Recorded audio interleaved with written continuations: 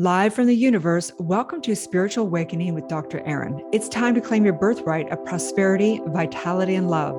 So grab your tea or coffee because together we're awakening the world. May you live your truth. Today, I'd love to share some secret hidden wisdom in the Bible from a metaphysical standpoint. Welcome to Spiritual Awakening with Dr. Erin. I'm super excited to take this journey of unlocking the secret and keys to your mind. If you're anything like me, I never understood the Bible. I was somebody who really did not understand what was really being said through these allegories, what was really there. And if you're somebody who's coming from a traditional religious background, I'm so honored to have you here as we open up our mind, no matter where we are, to understand the hidden secret truths within the Bible. So today we're going to break on down Noah's Ark. What is the Ark? What is the water? How is this a biography and a manuscript for you to unlock the secret superpowers within you to withstand any flood, anything in life that's overwhelming, that makes everything go away? The Bible is your biography. The Bible is a manuscript for you to understand how to use the power of your mind to withstand anything, whether it be, floods, whether it be pandemics, whether it be crucifixion, whether it be whatever it is in your life, the hardest things you've ever been through. Maybe it was a heartbreak. Maybe it was losing a loved one. Whatever that is, today, we're going to break on down how Noah's Ark is here to teach you how to use your mind to unlock the temple of your mind to become immortal, invincible, and prevail no matter what happens in life. So again, welcome to the Dr. Erin podcast, Spiritual Awakening. We come together to know the truth. Right here, right now, the reason why I chose to do this is because, one, I'm trained in metaphysics. So I want to disclose here that I'm not a historical biblical person, that the Bible can be interpreted in many, many different fashions, everything from astrology to numerology to literal terms to historical things like that. My genius and what I'm trained in is to teach metaphysics, to teach how the creative process of how we're manifesting, how you are manifesting with the power of your mind, and how these stories are here to teach you the truth of who you are. So let's just take a step back for a minute, really kind of recapping on some of the things we've gone over in this Metaphysical Bible podcast series. So we went obviously through the days of creation and how in your own mind, you're able to, how you create life into existence, how you divide yourself and mind, how you have an inner world and an outer world, and how there are different waters of the consciousness and subconscious and all the different dynamics. We went through Adam and Eve and understanding how the Garden of Eden is the garden within, that place that's the temple that is literally heaven, really in heaven, and how you cast yourself out from the Garden of Eden by, choosing to have judgment, choosing to see things as good or bad, which means you divide yourself from yourself, that you are resisting the mind, the divine mind that you already are, and how you cast yourself out in this. And then you have the story of Cain and Abel, and really how you can live in scarcity or abundance, and how you can make things wrong or right, and how it ends in such predictable ways. We look at good and evil and God and evil, and this is really terms that are coming from good and evil. Understanding that the Zion is the hemisphere of the brain, right? That there's all these symbols, and all comes down to teaching you about yourself. So today we're going to break on down Noah's Ark. What is the Ark? What is the water? And it brings me to the saying that goes like this: nations are born of those who love the truth and are buried when they forget it. So today, as I look out to the world in this manuscript of life, we can see how we are crumbling. And we can see how the only thing that's going to make it work and heal is by knowing the truth, by truly being on principle of truth. So we're going to look at the symbology of flood and water and all this stuff that's taking place as you. Noah represents, the part of us that Noah was what was considered the only person that put God first. Noah was that person that was really in principle of understanding that he had to only go within for his wisdom, for his intuition, for his knowingness, for his guidance, all that. And everybody here on earth was seeking things outside thyself. And there was violence and there was cruelty and all this stuff. Noah represents that part of you that if you were to imagine what your life would be like. Imagine what your life would be like if you went to the temple within and you went to God first for everything. You never seek answers outside of yourself. You never look to the world. You never put your power and status and ego and all that out there, that you're somebody that literally lived from the truth. So we have to understand again that the whole Bible is here teaching us how to use our mind. The Bible is teaching us the evolution of mind, right? The Old Testament is the Old Testament, which is the old way of thinking. The Old Testament is about the laws and how if you violate the laws, you'll suffer. And there's vicious cycles and human cycles and all the cycles of all the astrology, all is taught in that. If you follow other gods outside the self, place your power in the outer world, you will be enslaved and you will die as in human form, right? The New Testament is the New Testament, the new way of thinking. The New Testament is beyond the laws. This is what Christ consciousness was teaching. And Jesus was not teaching for you to put Jesus on a pedestal and put something outside of yourself. Jesus was teaching the Christ consciousness, how you too will do things greater than I, as he said, right? Teaching us how to resurrect the mind. That's what Jesus was teaching us what you already have in you. Knowing that there's jewels, these jewels of the 7 chakras. The crown is your 7th chakra, right? It's a chakra on the head. The 8 chakras, the this, the that, all that, the Gentiles, all this is all a manuscript for you to understand the power of your own mind. The Bible is the evolution of how we use the mind and all the allegories to teach us how to be the ultimate creator. The Bible is the book about how you create. And so in this, I know that you easily can be fooled and put yourself out there in the world and not put God first. And trust me, I know it so well. Having suffering, having division, making people wrong, being in the human vicious cycle, it is hell on earth, right? So let's break this on down from Noah's Ark. We're going to break it on down from like a 2nd grade perspective, because that's pretty much the best way, right? So here you have Noah, right? You have Adam and Eve, and they had Cain and Abel, and all the insanity that happened, right? And then you have generations later, and you have this consciousness called Noah.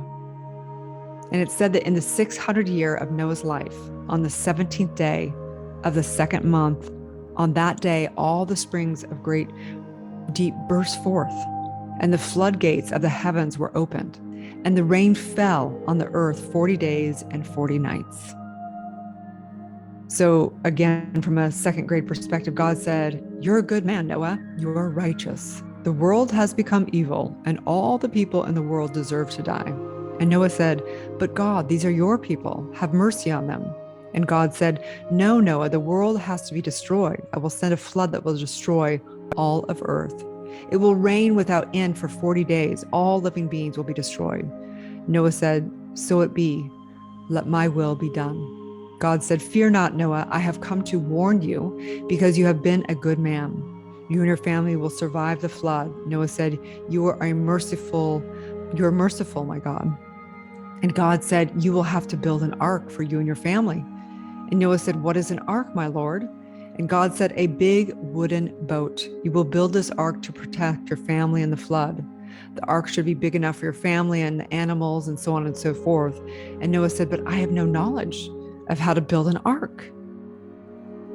And God said, "Don't worry, I will give you instructions." And Noah said, "Okay, I will follow your instructions and do as you say." So I think there's so much symbology of how we create in this. One, it's almost like a spiritual awakening, right? When we have a spiritual awakening, when there's floods, when life is so overwhelming, we go to a place within, we start to build, we start to go within, right? And things start to disappear, right? You'll notice that the people you hung out with, the construct that you lived in, the programming, how things are, all of it begins to disappear. This is truly the dying, the self-dying within thyself, right? That there's a flood that happens that it's so overwhelming. that you can't even survive anymore, right? You can't survive. The only way you can survive is to go within and surrender to that part within yourself. Noah said, but I don't know how to build an ark. He said, I don't have knowledge of how to build an ark. And this is what we teach. We can't know how. That's called outlining. When we just surrender to the one next inspired action that Spirit, God tells us, it brings the next wisdom. It will bring you instructions. You don't have to figure out how. You don't have to figure out how to save the world. You don't have to figure out how to save yourself. You don't have to figure out all of it. You just have to take the one next inspired action, which is going within and listening for the instructions from your higher self. This is the way. As it states, I am the way. You need to go inside and know the I am identity, your true self, that pure potential. And in that, all wisdom is known, right? So the rain began for 40 days. And then here's Noah. The 40 days have come and gone, and Noah's floating for 150 days straight after. Noah releases a pigeon and a crow out to see if there's any dry land, but they didn't find dry land. And then a few days later or whatever, it releases a dove, and the dove goes out and it comes back with an olive branch, which is a sign that Earth is emerging, that life is here. And so what does this represent for you? What does this mean today? How can you use this wisdom today? Because what good is wisdom if it's not applicable today? The promise is when you go through a spiritual awakening, everything you've ever known or have attached to has to go away. That this is the peril of non-truth, that truth only prevails. People go away. The construct you've lived in goes away. Everything washes away. And what happens when you go and build the ark? This ark of this golden temple within, right? That holds all your beloved. Your intuition, your guidance, your righteousness, your good life, the things that you love all come with you. The ark is to save Noah from the flood. But what is the ark? What's the symbology of the ark? The ark is the fountainhead of wisdom. The ark is the pure golden chest. The ark is the deliverance and the sacred vessel. And the water represents the psychic principle. The water represents all that psychic principle. And if you don't get your mind right, and if you don't build something that goes above and beyond the psychic part of yourself, you will become the effect. You've got to build an ark that rises above, always, above everything going on in the world. This is the truth.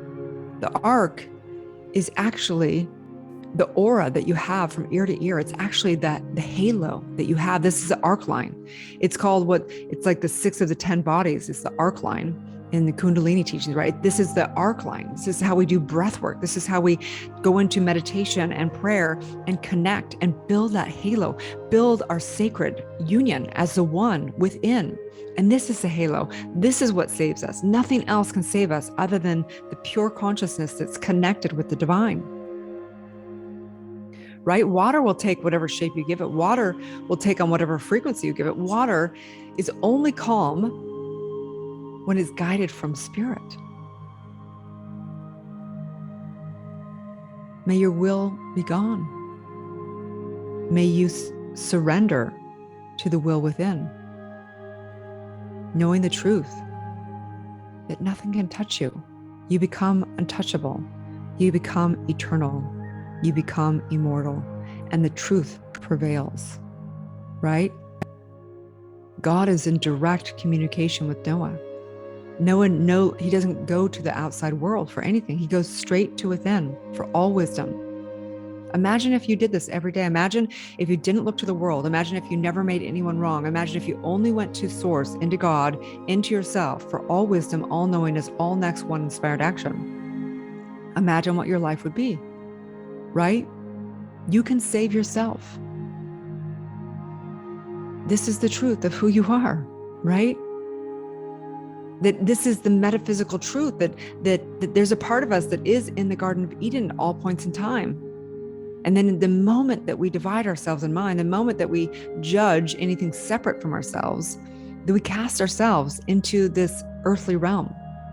We become mortal, right? That this is the power of who you are. Matthew 6:33 states, "Seek the kingdom of God and his righteousness, and all things shall be added." You guys know I love to change this. To seek the kingdom of God and her righteousness, and all things shall be added. It also stated, seek the kingdom of God above all else and live righteously, and he will give you everything you need. Seek the kingdom of God and everything else and live righteously, and she will give you everything you need. God is not a man or a woman. You are God. You are the divine. Seek the temple within. Seek and build that ark so strong that you're able to withstand anything. Your kingdom come, your will be done on earth as it is in heaven. This is the story of Noah. You are the story of Noah. You are that part that if you build that ark, if you only seek God first, that you will be able to stand the most treacherous waters. You will be able to withstand the floods. You will be able to overcome anything that happens in this earthly realm. But you must seek that place and build that ark. So today, as you go into your life and know that, look, you chose this. You chose to seek truth. And I know that people who are spiritual don't just, believe in heaven and hell. They know heaven and hell. We've been through those floods. We've been to those places where we felt like we're going to die.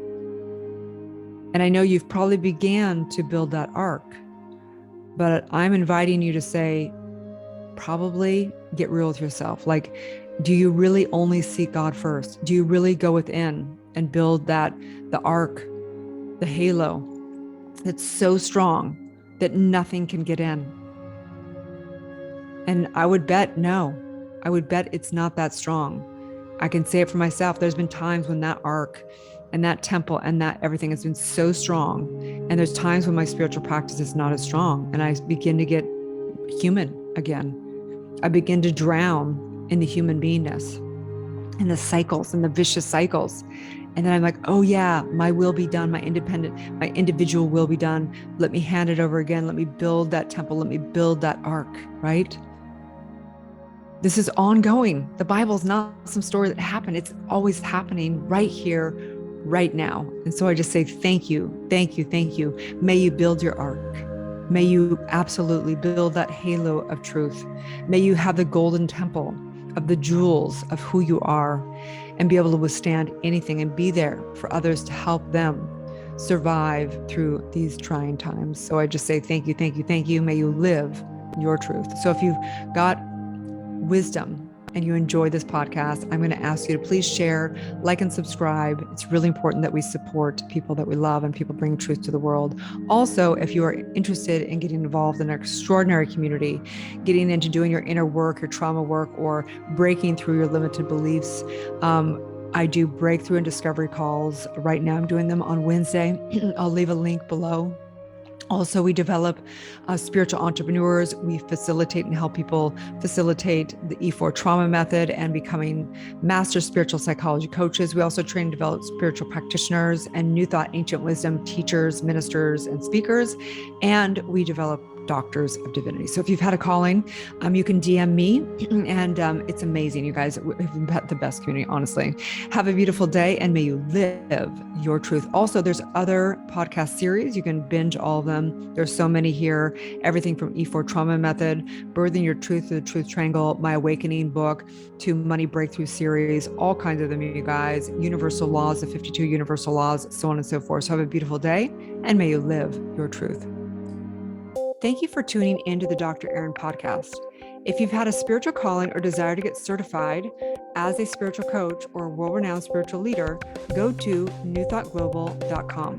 If you've received value from this show, I would love it if you share it with a friend and give it a 5-star review. Also, we have spiritual practitioners that are trained to deliver the E4 trauma method and assist you in birthing your truth. So let's be friends on social media. Again, my handle is drerin.tv across all social media. Have a beautiful day, and may you live your truth.